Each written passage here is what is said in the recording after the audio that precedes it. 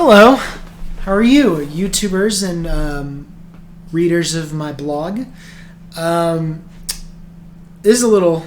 For those of you on my blog, you might be used to the fact that sometimes my blog post comes with little red italic text before the actual post starts. That's what this is. I'm editor Nathan. You'll be seeing host Nathan in a minute.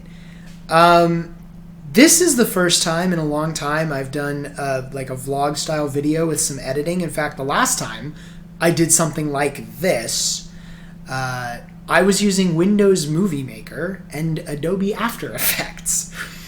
And Windows XP was my main operating system. It's been a while. I've done videos since then, obviously. You'll see a few on my channel, but nothing at this level for me in a long time. I'm also using Shotcut, which I've never used before and don't really know how to use. So the editing on this is really amateurish. It's mostly very obvious jump cuts. So, you know, be kind, right? Be nice. Give me a chance. I don't know if this is going to become a thing. Currently have a job. It's a deli clerk in a grocery store. For those of you on my blog, that's why you haven't seen me in a while. I've been sporadic. A combination of just burning out on posting about Donald fucking Trump all the time, and the job. So this is a new thing. I don't know if it's going to go anywhere. It'd be cool if it does, but we'll see. I hope you enjoy. So my brother and I, back before the January 5th special election in Georgia, got a mailing from a PAC called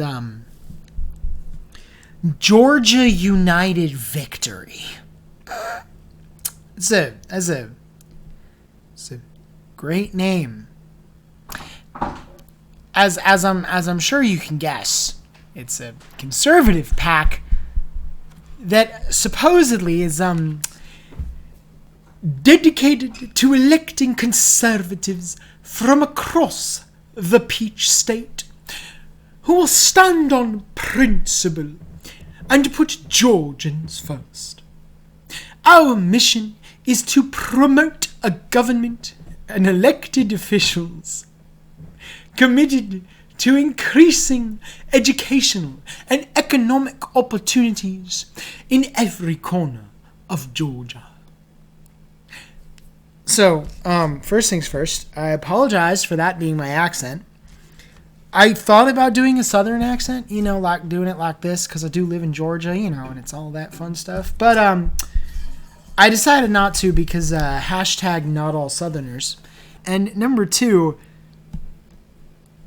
you choose to elect conservatives to promote educational and economic opportunities across Georgia?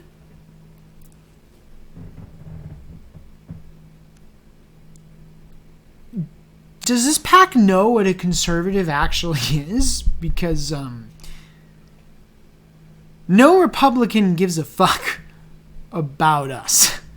They definitely don't care about the educational and economic opportunities of like 99% of us. If this PAC really was dedicated to increasing the economic and educational opportunities of everyone across Georgia, like it claims, it would be socialist.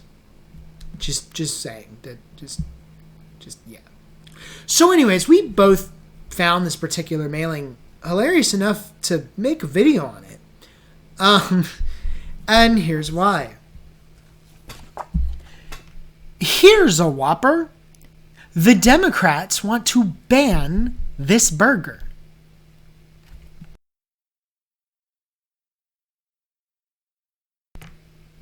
It's true.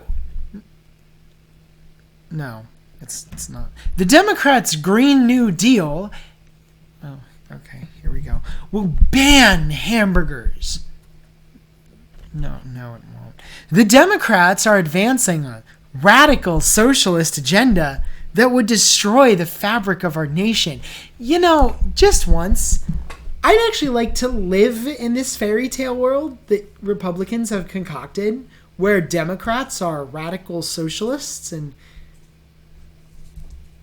because that would be amazing. But they're not. Honestly, most Democrats really are just pre-Reagan Republicans. So anyways, and one of their top goals is to implement AOC's Green New Deal. No, it's not. A lot of Democrats, including, I believe, Nancy Pelosi, have shit on AOC's Green New Deal. In some cases, calling it socialist. Not only would the Green New Deal cost $93 trillion, but it would even ban eating hamburgers. It's ridiculous, but true. So number one, factcheck.org points out that the Green New Deal doesn't actually have any policy proposals that you can analyze the cost of. So technically, it doesn't cost anything. So I don't actually know where conservatives get the $93 trillion number. Pretty sure they pulled that one out of their ass. But also, it would even ban eating hamburgers. It's ridiculous, but true. It's definitely ridiculous. It's definitely not true. But we're almost done. The only way to stop the Democrats' anti-American scheme is by voting for Kelly Loeffler and David Perdue. They will stop socialism and save America. So number one, Kelly Loeffler and David Perdue lost. To which I say, number two, they will stop socialism and save America. Save America by not helping the poor. Save America by giving no one health care. Save America by increasing both the number of empty homes and the homeless population. Save America by exacerbating climate change and hastening human extinction. For the greater good.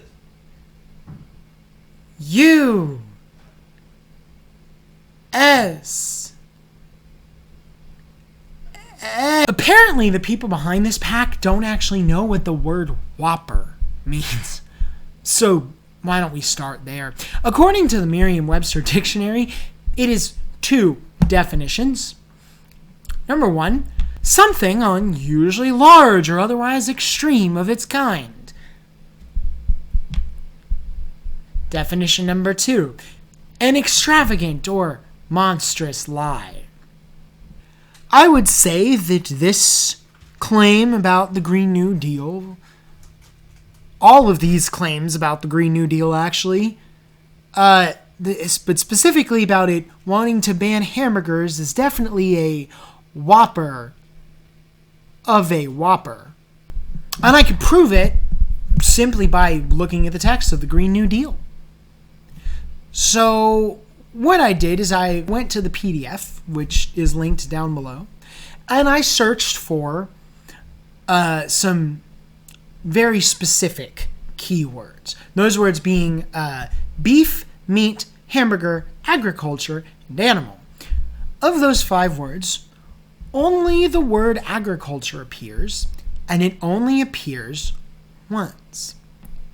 And the reason for that is because the House Agriculture Committee was one of the many committees that the Green New Deal resolution was submitted to. That's it. The Green New Deal doesn't say anything about the meat industry, about the agricultural industry, about beef.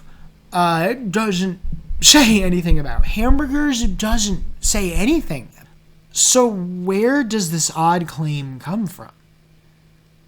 Why are so many conservatives so scared that the Green New Deal means the end of hamburgers? It actually all seems to stem specifically from Sebastian Gorka. That is why Alexander Ocasio-Cortez has introduced the Green New Deal, which is,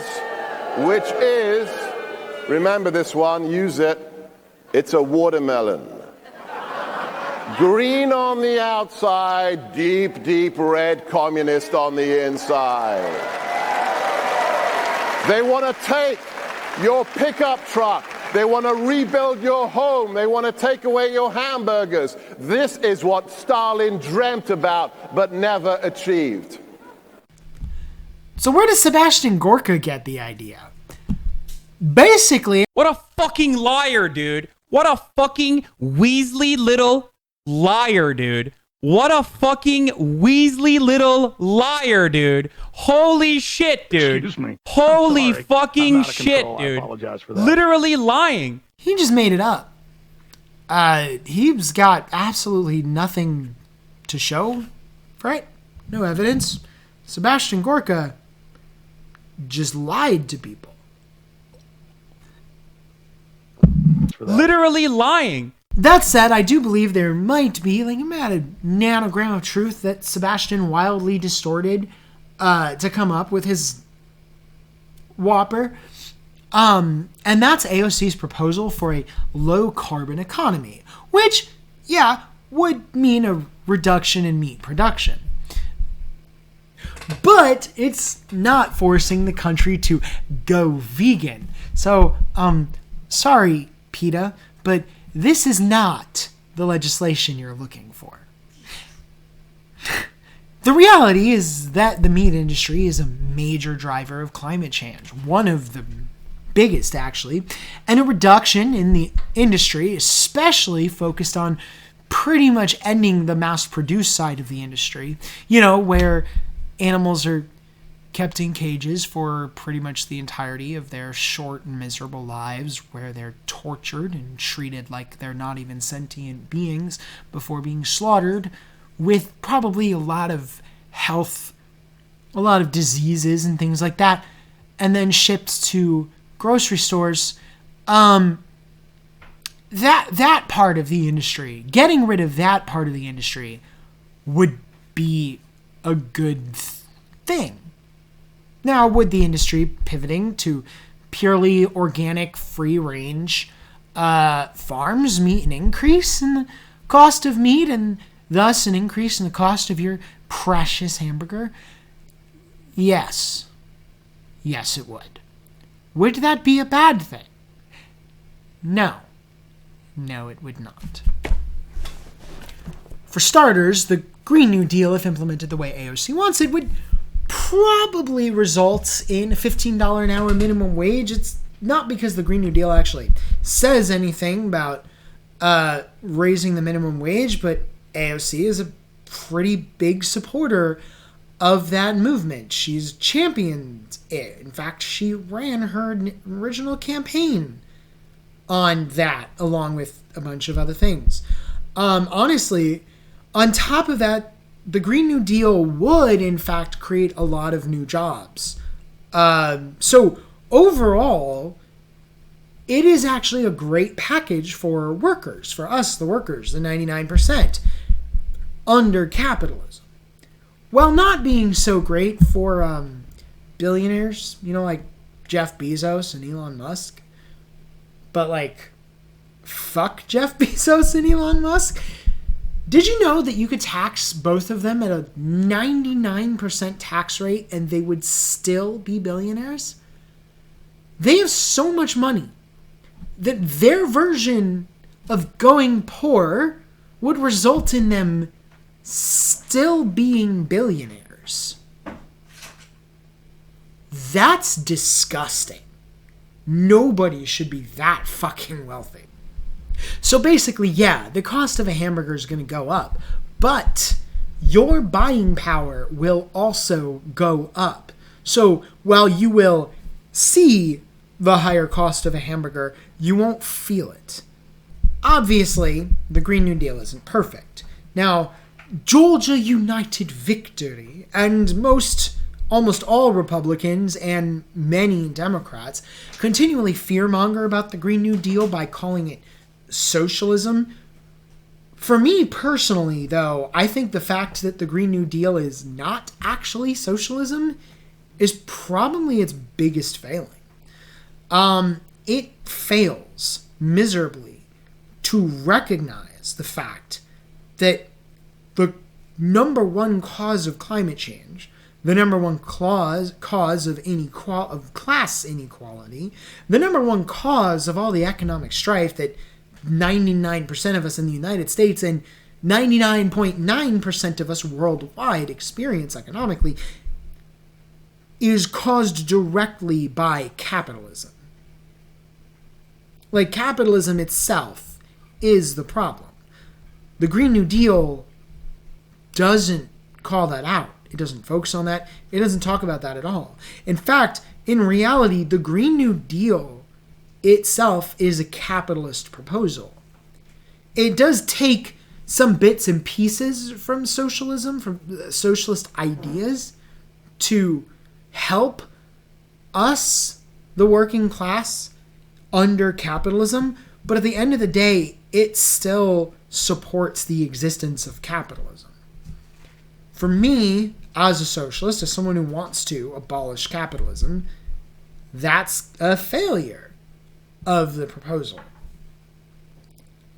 Sadly, however, that may also be a big part of what makes it so popular across the United States. Because the reality is that most people, even otherwise left-leaning people who are in favor of tearing down hierarchical structures like patriarchy and white supremacy, have no interest in tearing down capitalism. They're either indifferent to its existence or are even happy with its existence. So they are socially left, but economically they are capitalists. And because of that, socialism just is not a popular topic of conversation right now. That's changing thanks to the work of people like Bernie Sanders, the Squad, etc. But even Sanders isn't actually a socialist. It's good that he's demystifying the word and making the word itself have a less negative connotation, but he's not a socialist. I don't think the United States is truly ready to have a conversation about abolishing capitalism right now. And so, given that fact, we kind of only have the Green New Deal. And so as leftists, I think we should support it. Because while it's not socialism, while it is capitalism, it's a step in the correct direction. It's left-leaning capitalism, which gets us closer to the ultimate goal of abolishing capitalism.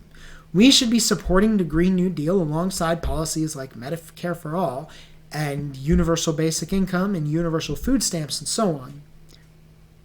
Because while none of these things are socialism, they will positively impact workers under capitalism and go a long way towards freeing us from the threat of poverty, homelessness, and in this case especially, climate change.